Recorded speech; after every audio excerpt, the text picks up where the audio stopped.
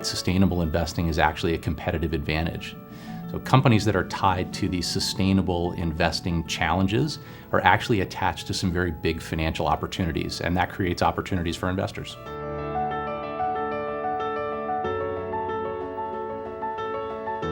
Our product appeals to investors who want to both earn attractive financial returns, but also want to own companies that provide some sort of environmental or social benefit.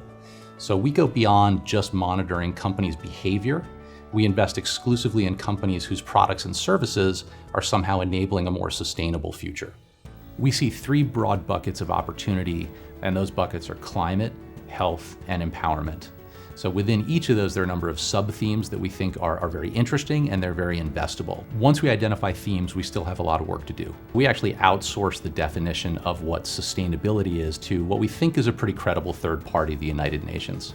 The UN Sustainable Development Goals, it's a series of 17 goals, and it represents an aspirational view of what the world can look like by 2030. There are actually 169 targets that sit underneath those 17 goals. So our process, the first step, was to actually look at all 169 and to try to understand which of those deal mostly with pure policy initiatives, in which case they're very interesting to us, but they're not really investable. And which of those do we see some role for private capital? Because if there's a role for private capital, that's interesting to us as investors.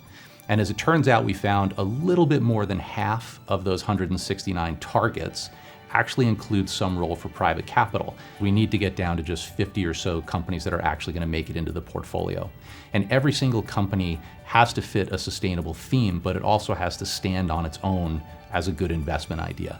And so in our process, we build financial models out 5 years. We take a very long-term approach for every company that we look at.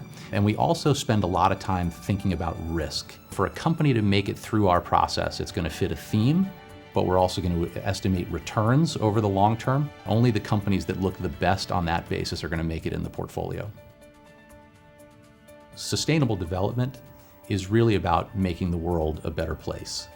It's about generating economic growth in a way that doesn't destroy the natural environment, and in a way where the benefits of that growth are shared more broadly throughout society rather than just by a few. By 2050, we're going to have 10 billion people on the planet. And so these issues of sustainable development, they've really never been more urgent.